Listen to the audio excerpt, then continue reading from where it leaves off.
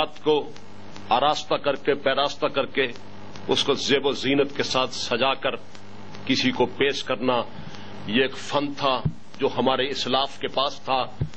آج یہ فن اجڑ گیا، یہ باغ اجڑ گیا، یہ گلشن اجڑ گیا۔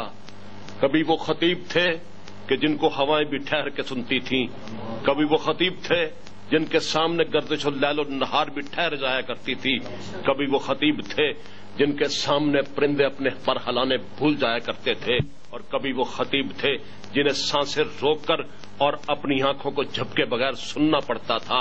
وہ دلوں پہ حکومت کرتے تھے، وہ روحوں پہ حکومت کرتے تھے، وہ لوگوں کی تقدیریں بدل دیا کرتے تھے۔ افسوس وہ چلے گئے اور عقابوں کے نشیمن میں زاغ آ گئے، اتنے بڑے زاغ کہ وہ گدوں سے زیادہ بڑے ہیں۔ آج المیہ اس بات کا ہے کہ جمعے کی نماز بھی ہمارے ہاں اس کا تصور بھی ختم ہوتا جا رہا ہے۔ لوگ جمعہ پڑھنے نہیں جاتے اس لیے کہ وہاں پہ جو بیٹھا ہے اس کو بات کرنے نہیں آتی، اس کو دو لوگوں کے دل میں اترنا نہیں آتا، اس کو لوگوں سے ہم کلام ہونا نہیں آتا، وہ تیاری کر کے نہیں آتا، وہ پڑھتا نہیں ہے، اس کا علم کے ساتھ کوئی ناطہ اور رابطہ نہیں ہے، اس کے قلب کے اندر اسلام کا سوچ نہیں ہے، اس کے قلب کے اندر اسلام کی محبت نہیں ہے، اس کے اندر کوئی سپارک اور کوئی چنگاری نہیں ہے کہ وہ اس سپارک کے ساتھ، اس چنگاری کے ساتھ لوگوں کے دامن میں آگ لگا سکے، ان کے دلوں کو آگ لگا کے اس کی شمع بنا سکے، اس کی مشعل بنا سکے۔ آپ نے بھی دیکھا ہوگا، میں بھی دیکھتا ہوں، دوسری اذان کا لوگ انتظار کرتے ہیں، جب دوسری اذان ہوتی ہے پھر نماز پڑھنے کے لیے جاتے ہیں۔ اللہ کی قسم اس کے قصوروار عوام نہیں ہے، اس کا قصوروار وہ ملا ہے جو وہاں پر اجارہ داری قائم کر کے بیٹھا ہوا ہے۔ ہم اس کا محاسبہ کرنا گناہ سمجھتے ہیں، ہمیں اس کا محاسبہ کرنا چاہیے کہ تو کیا تیاری کر کے آیا، کیا وجہ ہے۔ ابھی کل کی بات ہے، خطیب اسلام، خطیب ذیشان حضرت مولانا محمد اجمل خان رحمت اللہ علیہ قلعہ گجر سنگھ والے، ہمیں بھی ان کے جوتوں کی خاک میں بیٹھنے سے چند چیزیں نصیب ہو گئیں۔ آپ اندازہ کیجئے، جمعے والے دن 10 بجے لوگ آنا شروع ہو جاتے تھے، قریبی علاقے کے لوگ صبح آ کے 8 بجے 9 بجے اپنے کپڑے وہاں پہ رکھ کے اپنی جگہ بنا جاتے تھے۔ گجراوالا کاموں کی فیصل آباد تک سے لوگ کھچے ہوئے آتے تھے۔ آج کیوں مسجدیں ویران ہو گئی؟ وہ جو خطیب الامت حضرت امیر شریعت سید عطا اللہ شاہ بخاری رحمت اللہ علیہ یاد آ گئے۔ کیا وہ خطیب تھے؟ یہ ریکارڈ شدہ بات ہے۔ شاہ جی کی 72 گھنٹے کی تقریر ہے مسلسل،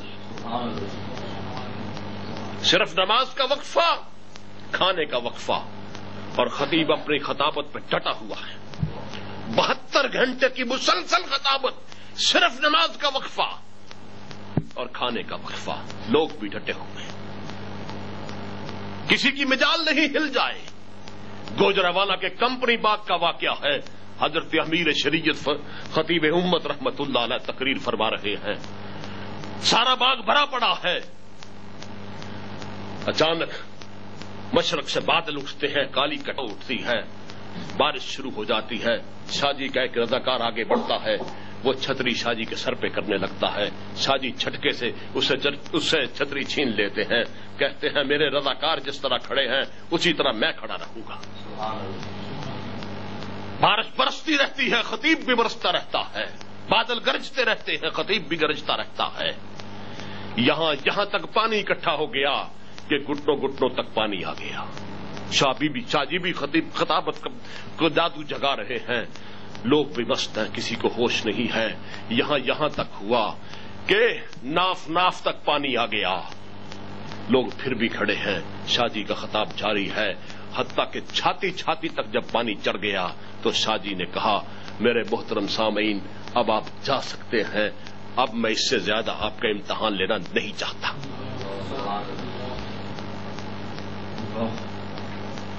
آج وہ داعیان اسلام چلے گئے، وہ خطیب جن کو روکنے کے لیے انگریز سازشوں کے ساتھ اپنے بندے بھیجا کرتا تھا۔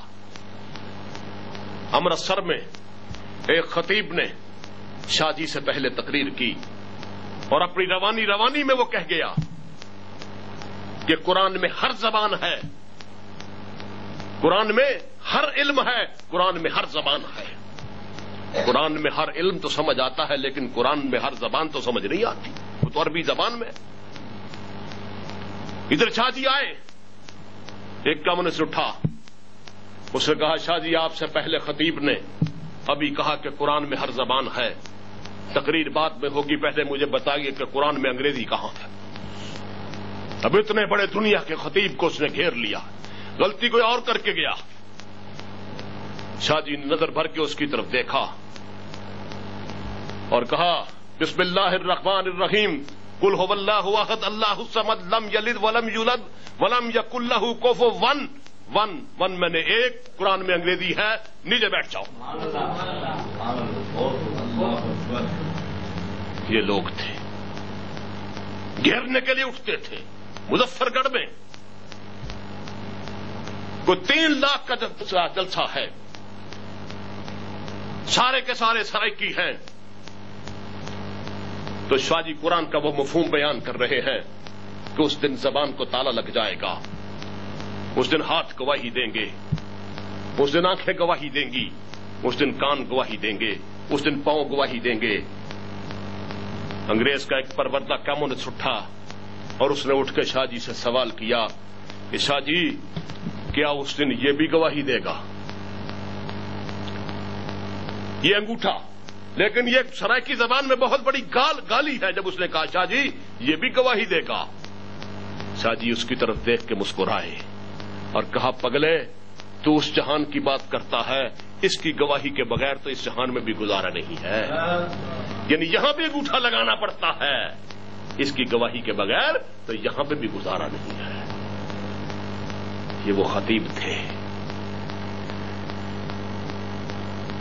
یہاں پہ پنڈی بھٹیا میں 2-2.5 لاکھ کا جلسہ ہے، سارے کے سارے جانگلی ہیں جو نہ کبھی سکول گئے نہ کبھی مدرسے گئے۔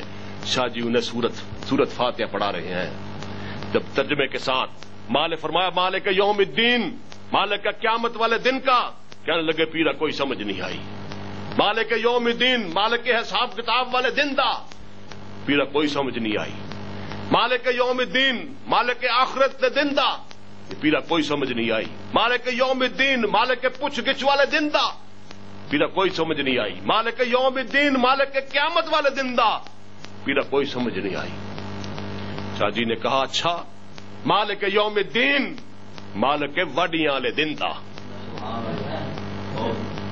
مالک کے وڈیاں والے دن دا۔ کسی نے کہا کہ کمپیوٹرائز ترجمہ ہے، اس دن ہر شخص نے اپنی فصل کاٹنی ہے، جو آج بویا ہے کل کاٹنا ہے، اور او دن جڑا ہوئے گا وڈیاں دے دن دا ہوئے گا۔ جس نے کانٹے بوئے ہیں کانٹے کاٹے گا، اور جس نے پھول بوئے ہیں پھول کاٹے گا۔